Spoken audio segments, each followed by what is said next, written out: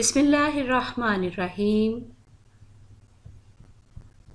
अल्लाहुम्मा सल्ली अला मुहम्मद व अला आलि Muhammad. Assalamu alaikum, dear students. I am your teacher Rabia Umair and I am going to teach you a lesson from GK class 2.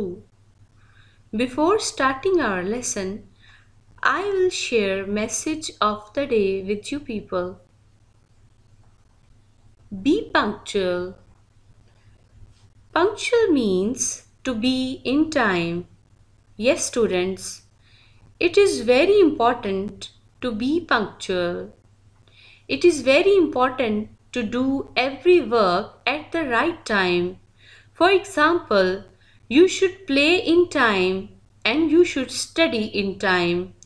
If you people will do every work with punctuality, you will be successful in your life.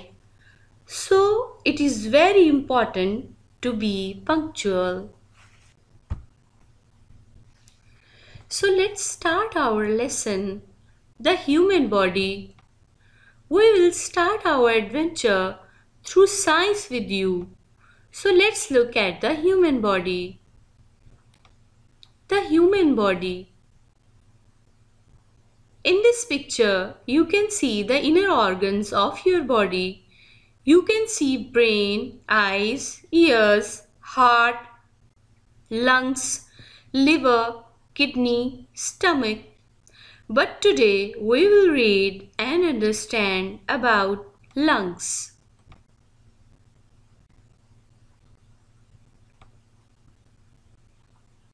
Yes, students, lungs.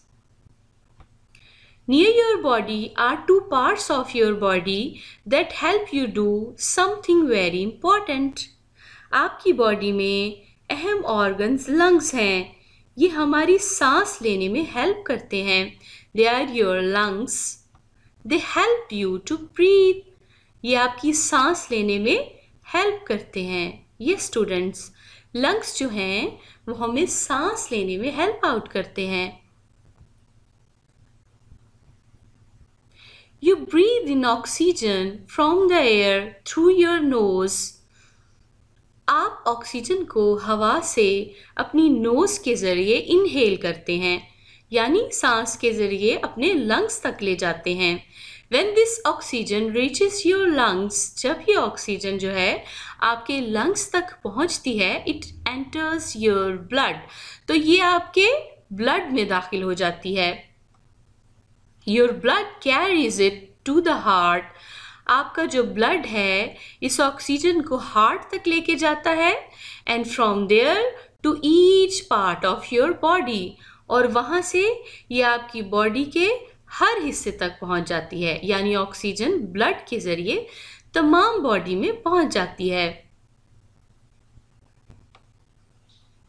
Your blood carries carbon dioxide that your body does not need to the lungs. आपके blood में carbon dioxide भी होती है जिसकी lungs को ज़रूरत नहीं होती. From here you remove it from the body when you breathe out. तो जब आप अपने लंग्स की हेल्प से सांस बाहर निकालते हैं तो ये जो कार्बन डाइऑक्साइड है ये सांस के ज़रिए बाहर निकल जाती है हवा में. From outside, your lungs look pink and rubbery. Yes, students, बाहर से आपके lungs pink और rubbery लगते हैं. From inside, they look like sponges. अंदर से ये एक स्पंज की तरह लगते हैं. Air enters your lungs through your nose. हवा जो है वो आपकी नोज़ के ज़रिए आपके लंग्स में दाखिल होती है. Take a deep breath. एक लंबा सांस लें. You may feel part of your chest get bigger. आप ये फील करेंगे कि आपकी जो चेस्ट है वो थोड़ी बड़ी महसूस होती है जब आप सांस को अंदर खींचते हैं. Yes, students, when you breathe in, you can feel that part of your chest get bigger. जब हम इनहेल करते हैं यानी हवा को अंदर खींचते हैं तो हमारी चेस्ट हमें बड़ी महसूस होती है. That is your lungs getting bigger as you breathe in. जैसे ही आप सांस अंदर खींचते हैं तो आपके lungs थोड़े बड़े हो जाते हैं. It's like blowing air into a balloon. ये ऐसे ही है जैसे किसी बैलून में हवा भरना. When you breathe out, your lungs get smaller.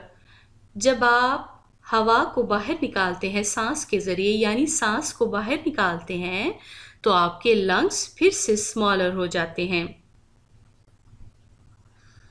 Bones. Yes, students, now we will read about bones. Can you feel a lot of hard things in many parts of your body? They are your bones. Do you know why you have bones? Yes, students. Have you ever thought that why we have bones? क्यों है हमारी bones? इनका क्या purpose है? Bones आपकी body की protection करती हैं.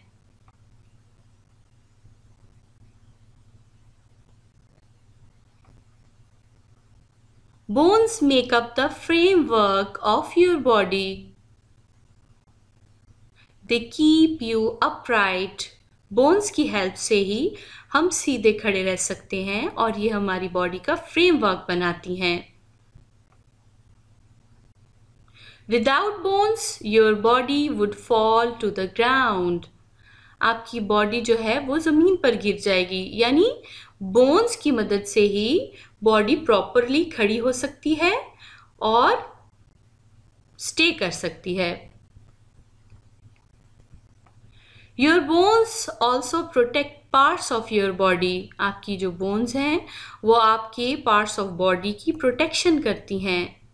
The skull is like a helmet which protects the brain. आपका जो स्कल है एक हेलमेट की तरह काम करता है. See, what is the use of helmet? It is for the protection of your head. And in the same way, our skull protects our brain. The ribs protect your heart and lungs. Yes, students, ribs protect our heart and lungs as they are very sensitive organs of our body. Our heart and our lungs are very sensitive organs of our body, and Allah Almighty has put ribs there for their protection. So ribs protect your heart and lungs. Now we have read the lesson and I will suggest homework for you people. So you will do these questions in your notebooks. Answer these questions. Number 1. How many bones are there in human body? Question number 2. Are both of our lungs are of same size? Okay, students. Allah Hafiz. Thank you so much.